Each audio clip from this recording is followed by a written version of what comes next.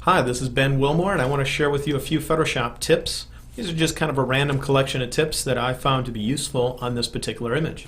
This is what I call a panelage, which is a panorama collage, and I want to just show you a few things that help me to enhance it. If you look at my layers palette, you'll find that this image is created out of, I don't know how many layers, probably about 35 is my guess. And I would like to be able to quickly manipulate those layers. So first off, if you want to move layers around, be sure you're in the Move tool. And then if you're on the Mac, hold down the Command key, and if you're on Windows, hold down the Control key. And for the length of time that you have that held down, you're going to temporarily turn on something up here called Auto Select. I don't actually check the checkbox, it just automatically turns it on temporarily. And what that allows me to do is when I Command click on a particular area of the image, it's going to look at the file and look directly below my mouse, and whatever the topmost layer is that contains something in that position is going to get targeted over here in my layers palette. So if you watch, I'll command click here, and then over here, and then over here. But after command clicking, I can just start dragging, so I can reposition all these pieces as much as I'd like. I have a bunch of them in here, just put them wherever I'd like. And then let's say I want to grab more than one of these layers to move more than one at a time. Well, usually you hold down the Shift key to work on more than one of something. So I'm going to hold down two keys now. The Command key on the Mac, Control in Windows, which means target this layer, as well as Shift, which means add it to the one that's already active in my layers palette. So I'm going to hold down those two keys and click on a few different layers here. Now you'll notice I'm moving 3 layers. Or I'll do that to another layer. Now I'm moving 4. And now I'm moving 5.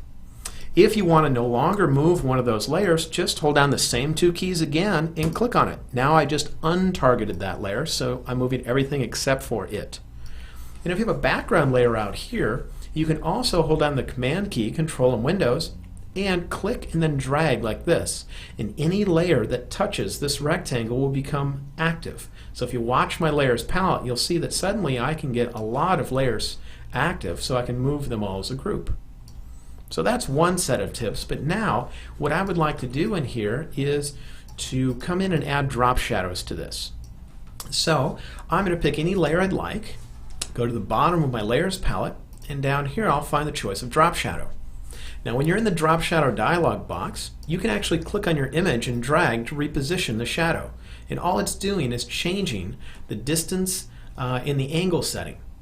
And so I'm going to come in there and adjust it exactly the way I'd like and click OK.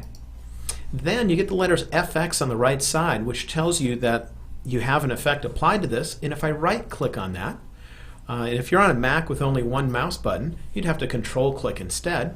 I can choose Copy Layer Style. Then I want to apply the same layer style to all the other layers. So I'm going to go to the Layer menu where I'll find a choice, actually it's a Select menu, of All Layers. And that's going to select all my layers, and now I'm going to right click in the same spot I did earlier, and there's a choice of Paste Layer Style. And now you can see I have drop shadows on each one of these layers, so now if I come in here I can reposition them, target a layer first, and I have my drop shadows everywhere. And so those are a few quick tips, just a random collection, but I thought it was fun on this image because the drop shadow gives you a little bit of a sense of dimension. If you want to see more of my photography, this is just one example, be sure to go visit a few of my websites. The first one you want to know about is one that is called thebestofben.com. That's for my photography. Or I live on a tour bus, and if you want to follow my adventures, be sure to go to whereisben.com. And finally, if you want to know about my books and seminars and everything else, visit digitalmastery.com. That's digitalmastery.com.